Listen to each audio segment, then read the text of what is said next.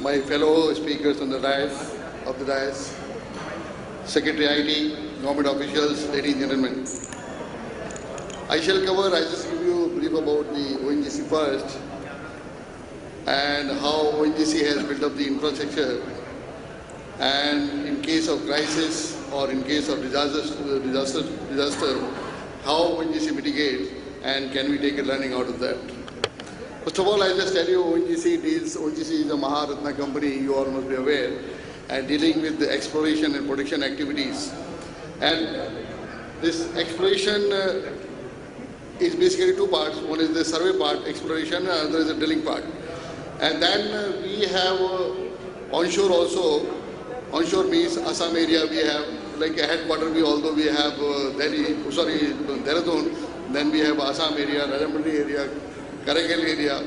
These are the areas we are operating, and Bombay High is the one you all know that the offshore area we are dealing with, and the deep water also in Kakinada area we are dealing with.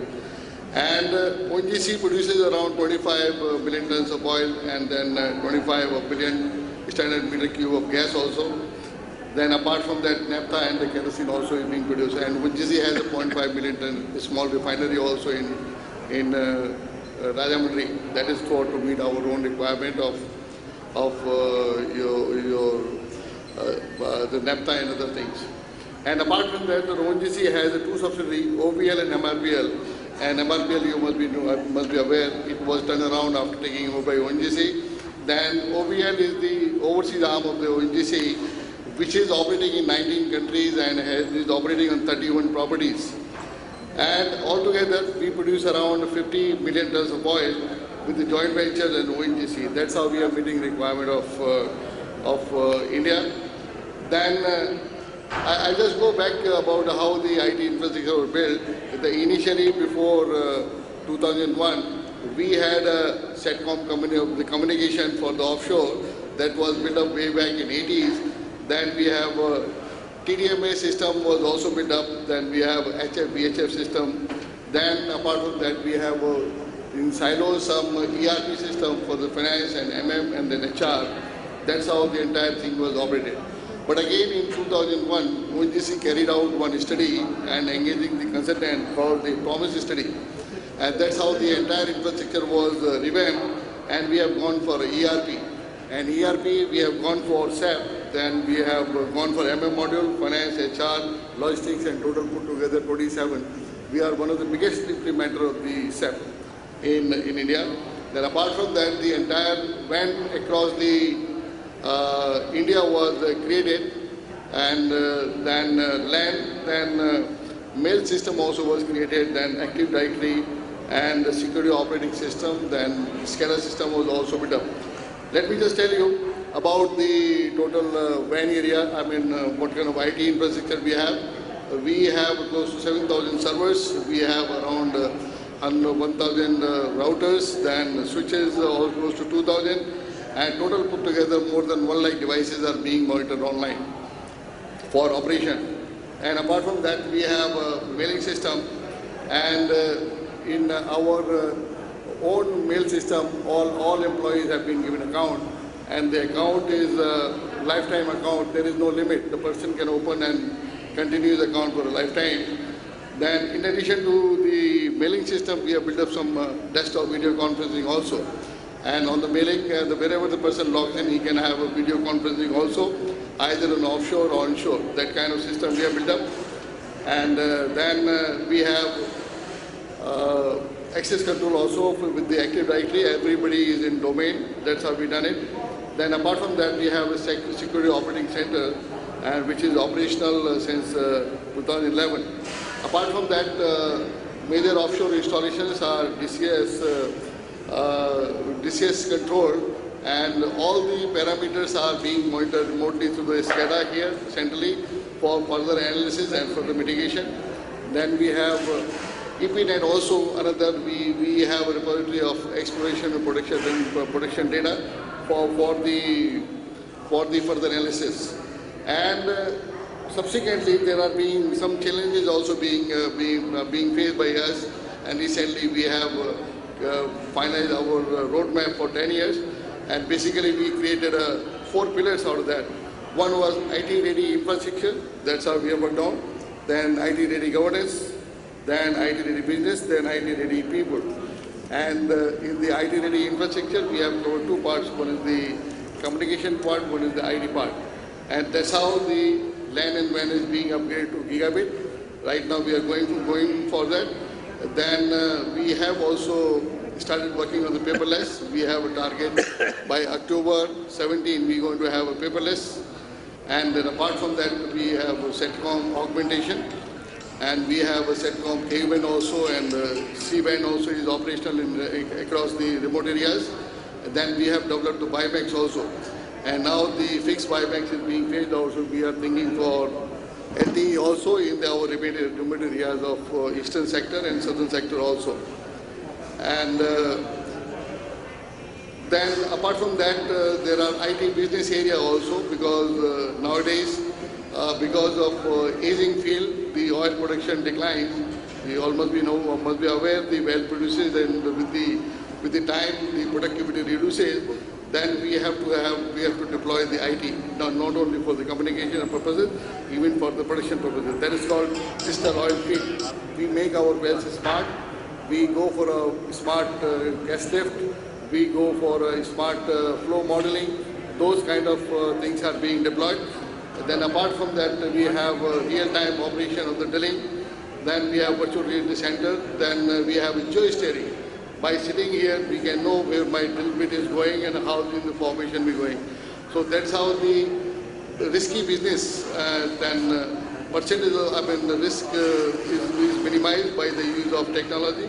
Those kind of technology being either working or some of the things are being deployed. And all my remote sites in western region especially are connected with the broadband. We can have normally we have a video conferencing. All our businesses of decision making across the India is being done on the video conferencing.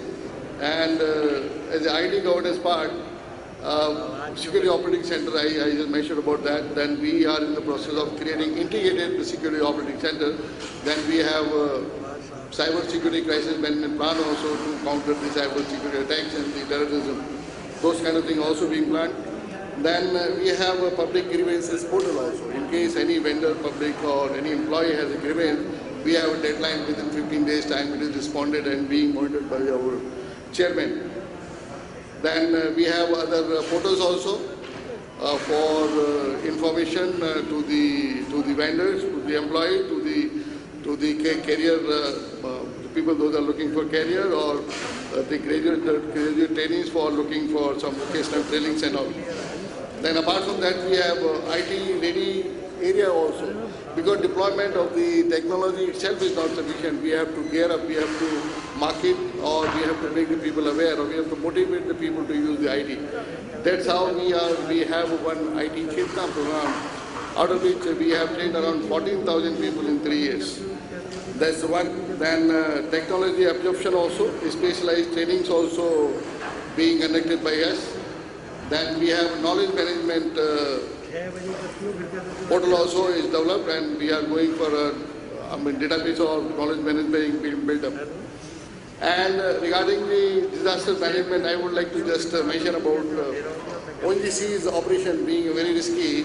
And you might have heard many times blowout. Because of blowout, there was a fire and the well was under fire for months together. And in case the blowout takes place in the onshore, then we have the SETCOM mobile band with us. We have a broadband also, and that's how we are in a position to create the video conferencing, and we are in touch. And those photographs are being examined by our experts, either sitting in US or in the base, to mitigate the issues. That's a way. But there are disasters taking place in the offshore also. You might have heard in 2005, on 25th of July, BHL platform was under fire. It is very, very, very tricky situation. We have a platform, and on the 25th of July, there was a lot of high tides, and one of the person got injured in the boat.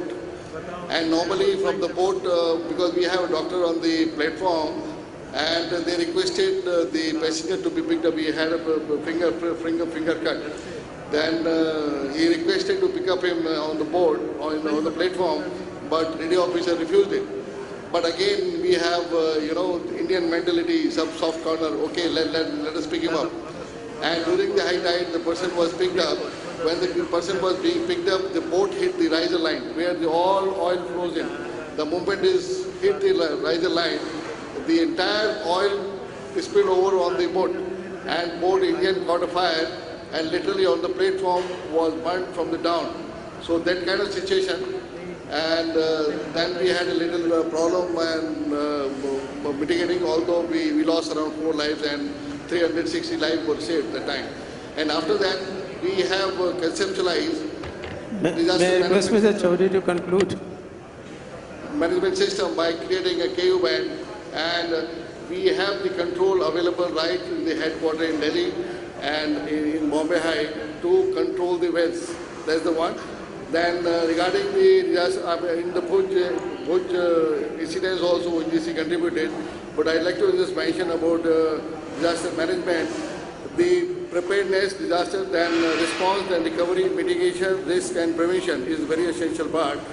We can prepare, we can have early warning system to the people, but the biggest problem is in case of disaster, everything, the communication goes out.